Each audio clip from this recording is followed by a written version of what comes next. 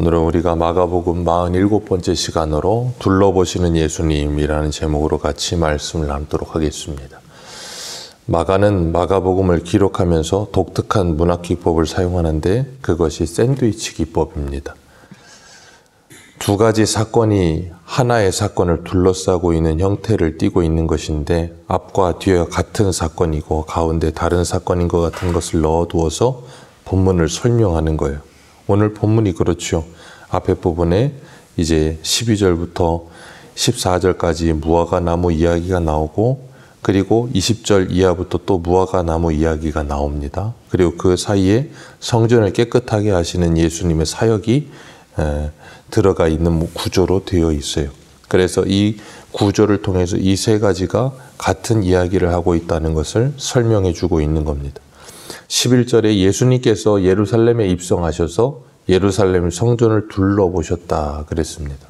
성전을 둘러보셨으나 때가 저물었기 때문에 성전에서 나가셔서 베다니로 가셨다. 그리고 이튿날이 되어서 예수님께서 베다니에서 다시 성전으로 가시는 길에 시장하셨는 것 같아요. 그래서 무엇인가 먹을 것을 찾다가 멀리서 무화과 나무 잎사귀가 풍성한 걸 보시고 그 나무에서 무엇인가를 얻으려고 가셨는데 잎사귀 위에 아무것도 없더라 그랬습니다. 그리고 재밌는 표현이 13절에는 이는 무화과의 때가 아님이라 그랬습니다. 예수님께서 잎사귀가 풍성한 걸 보고 무언가를 얻으려고 그곳으로 가셨어요. 그런데 무화과의 때가 아니다 그랬어요. 그럼 무화과의 때가 아니면 잎사귀가 풍성해도 예수님도 유대인이기 때문에 잘 아실 것 아닙니까?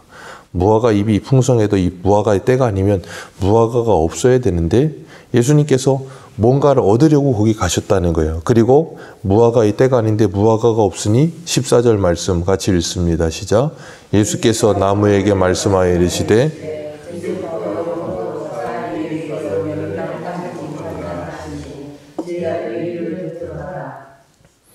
영원토록 사람이 내게서 열매를 따먹지 못하리라. 그 말은 뭐예요? 영원히 네가 열매를 못 맺을 것이다. 그 말이거든요. 거의 저주에 가까운 말씀을 하시는 겁니다. 그리고 20절을 보면 다음날 보니 무화과가 뿌리채 말라버려요.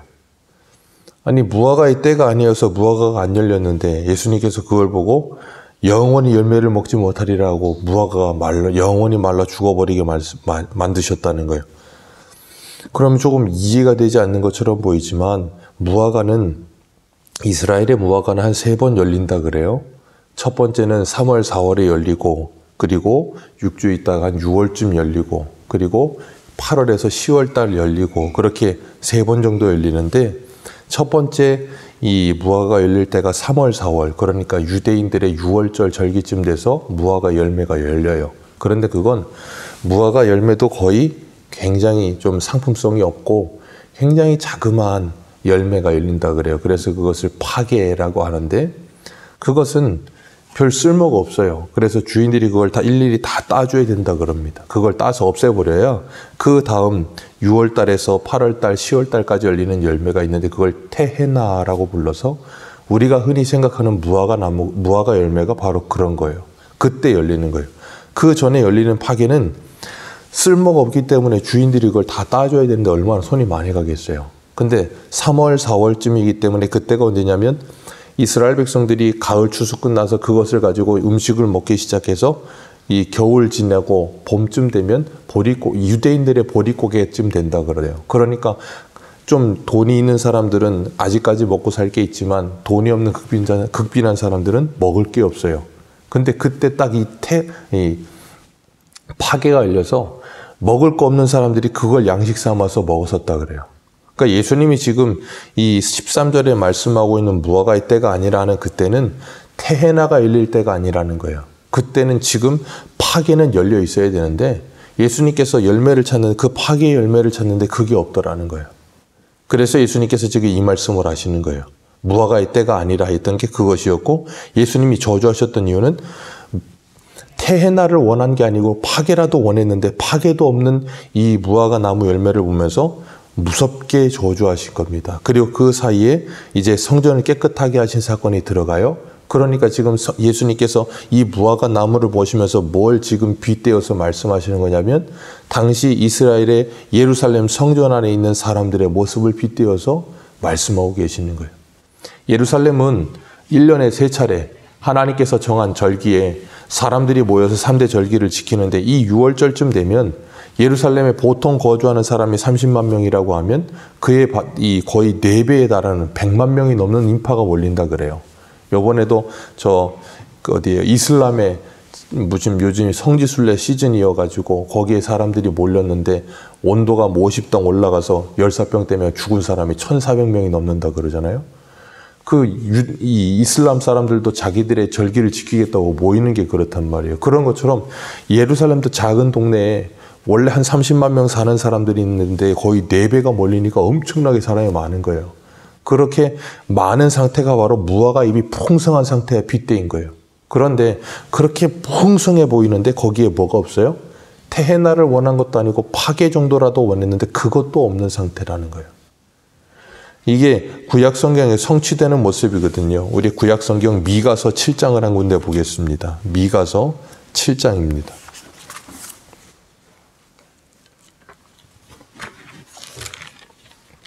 미가서 7장 1절에서 4절입니다.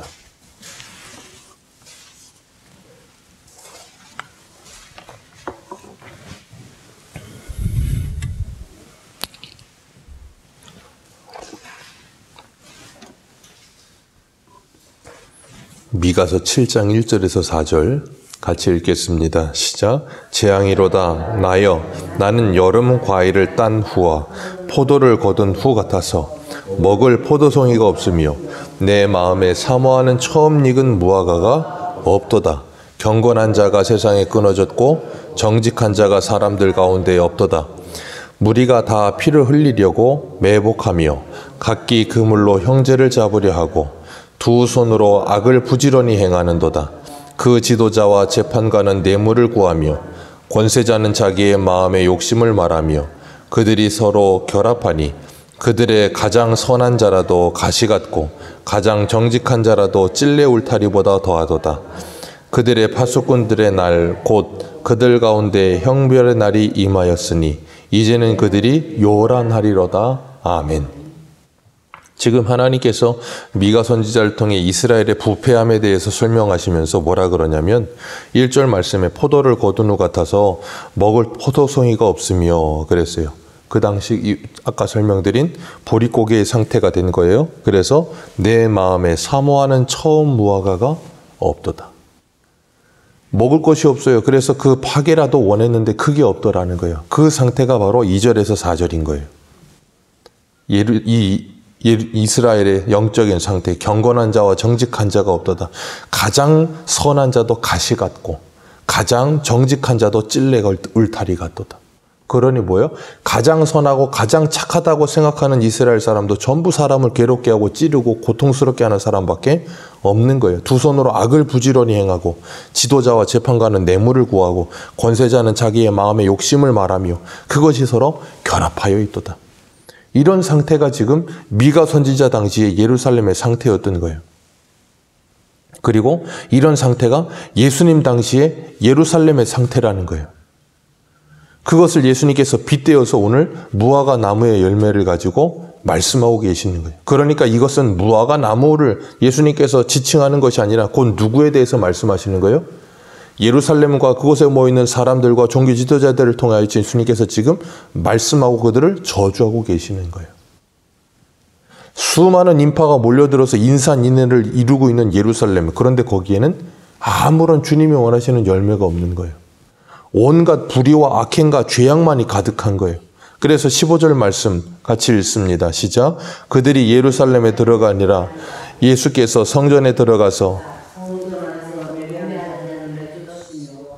돈 바꾸는 자들 상과 비둘기 파는 자들의 의자를 둘러엎으시며 아무나 물건을 가지고 성전 안에 지나다니며 허락지 아니하시고. 아멘. 원래 성전에서 이 매매하는 사람들, 돈 바꾸는 사람들 있었습니다. 왜냐하면 유대인들이 다른 나라에 살면서 이 예루살렘에 와서 제사를 드린다는 거, 만약에 제사 제물을 가지고 온다는데 다른 나라에서 오려면 못 하잖아요. 그러니까 하나님께서 뭐 하셨냐면 돈으로 바꿔서 가지고 와서 거기서 사고, 그리고 다른 나라에 사는 사람들은 이 예루살렘에 와서 성전세를 내려면 유대인들의 돈으로 내야 됐으니까 그것을 바꿔주는 사람들이 분명히 있었고, 양들, 짐승들 파는 사람들은 구약 때부터 분명히 있었습니다. 그런데 문제는 이 모든 일을 주관하는 사람들이 누구였냐면 당시 대제사장을 맡았던 사두개인의 측근들이었어요.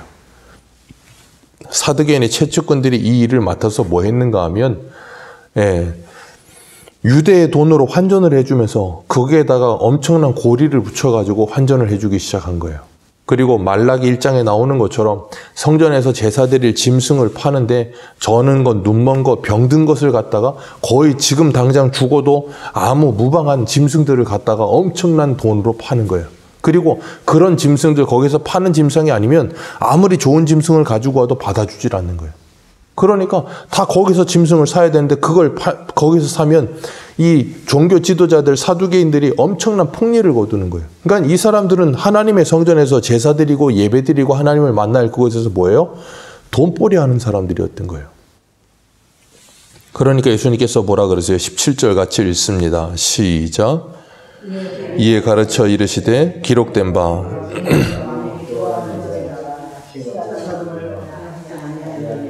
너희는 강도의 소굴을 만들었도다 하시매. 만민이 기도하는 집이 하나님의 집이어야 되는데 강도의 소굴, 도둑의 소굴이 되어버렸다는 거예요. 전부 다 도둑놈밖에 없다는 거예요.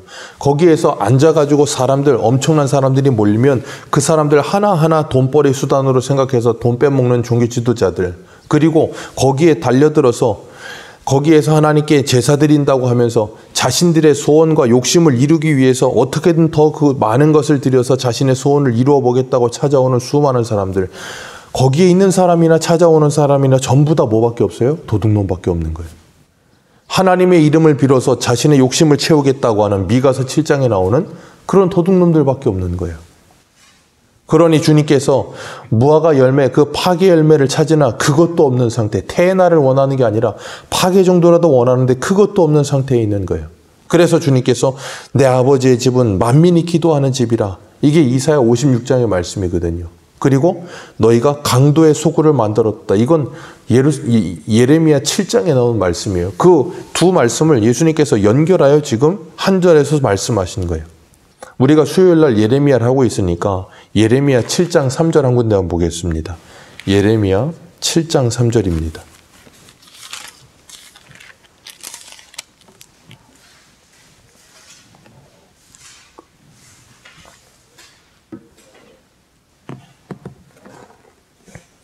예레미야 7장 3절입니다. 3절부터 7절까지 읽겠습니다. 시작. 만군의 여호와 이스라엘의 하나님께서 이와 같이 말씀하시되 너희 길과 행위를 바르게 하라. 그리하면 내가 너희로 이곳에서 살게 하리라. 너희는 이것이 여호와의 성전이라 여호와의 성전이라 여호와의 성전이라 하는 거짓말을 믿지 말라. 너희가 만일 길과 행위를 참으로 바르게 하여 이웃들 사이에 정의를 행하며 이방인과 고아와 과부를 압제하지 아니하며 무죄한 자의 피를 이곳에서 흘리지 아니하며 다른 신들 뒤를 따라 화를 자초하지 아니하면 내가 너희를 이곳에 살게 하리라. 곧 너희 조상에게 영원 무궁토록 준 땅이니라. 아멘. 그러니까 주님께서 지금 예루살렘 성전 안에 들어와서 제사 드리고 있는 사람들을 향해 뭐라 그래요? 너희들의 길과 행위를 바르게 해라.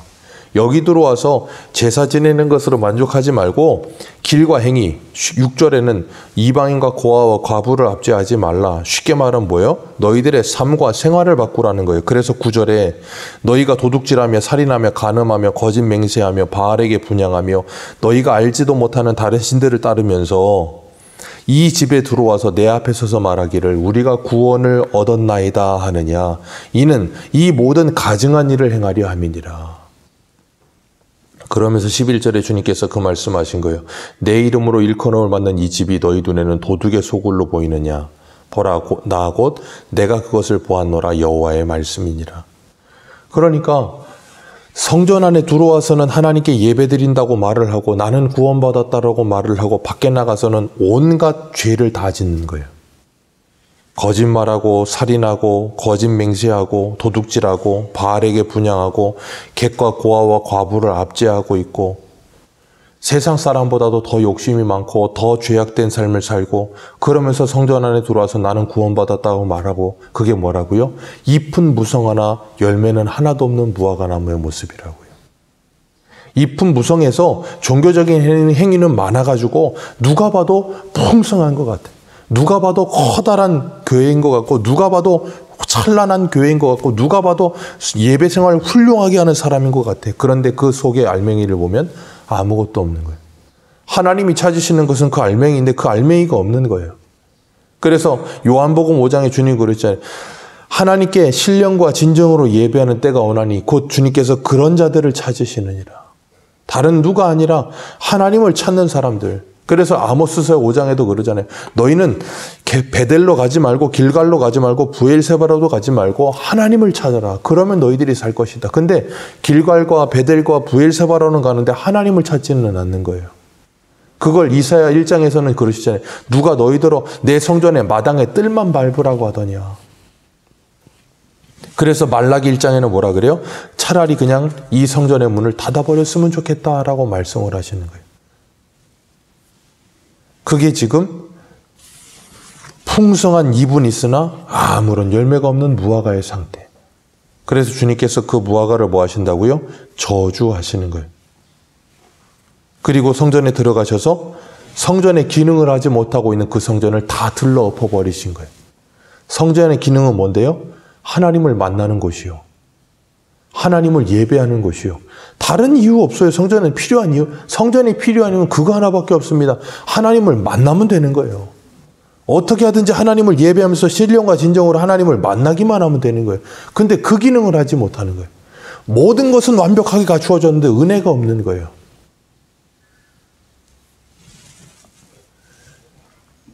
오늘 우리가 예배 생활을 하면서 신앙 생활을 하면서 우리는 이 예배당에 와서 어떻게 신앙 생활하고 있고 어떻게 살아가고 계십니까? 이곳에 와서 예배를 드리고 우리의 직장에서 삶의 터전에서 우리는 어떻게 살고 계십니까? 주님께서는 사도 바울을 통해서 로마서 12장 1절과 2절에 그러세요. 너희의 몸을 하나님이 기뻐하시는 거룩한 산제사로 드리라. 이것이 너희가 드릴 영적 예배니라. 너희는 이 세대를 본받지 말고 오직 마음을 새롭게 함으로 변화를 받아 하나님의 기뻐하시고 온전하신 뜻이 무엇인지를 분별하라. 그런 모습이 없다면 주님은 오늘도 우리의 마음의 성전에 찾아오셔서 우리의 마음의 성전을 이렇게 다 엎으실 거예요. 우리의 드려야 할 영적 예배가 없다면 주님께서는 그것을 찾으실 겁니다. 그래서 호세아 선지자는 호세아 10장에 그러세요. 너희의 묵은 땅을 기경하라. 하나님이 이른 비와 늦은 비로 하나님의 은혜를 부으실 것이니 묵은 땅을 기경하라. 그리하면 하나님께서 우리를 회복해 하실 줄로 믿습니다. 오늘도 주님께서 우리의 마음의 성전에 찾아오셔서 말씀으로 우리 안에 기도하는 집이 되어 있지 않고 도둑의 소굴이 되어 있었다면 그것을 다 들러 엎을 때 우리가 그 주님의 엎어주심의 은혜로 말미암아 다시금 깨닫고 나의 죄를 회개하며 주님 앞에 엎드려 하나님의 은혜를 구하면 주님께서 우리의 마음을 회복시켜 주실 줄 믿습니다. 그런데 그런 모습을 통하여서 18절과 같은 모습을 보이면 우리는 망하는 거예요. 18절 같이 읽겠습니다. 시작. 대제사장들과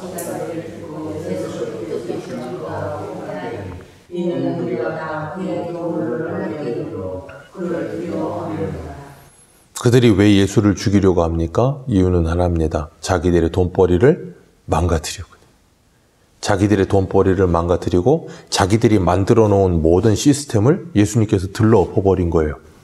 그러니까 쉽게 말하면 나의 왕국을 예수님께서 찾아오셔서 엎어버리는 거예요. 그러니까 어떻게 해요? 제거의 대상인 거예요. 오늘 우리는 어떻습니까? 나의 왕국에 주님이 찾아오셔서 다 들러 엎으시고 그것을 하나님의 나라 만들려고 하실 때 주님 앞에 엎드려 회개하며 하나님의 종이 되어 살기시겠습니까? 아니면 그 예수를 제거 대상으로 생각하며 죽일 생각을 하시겠습니까?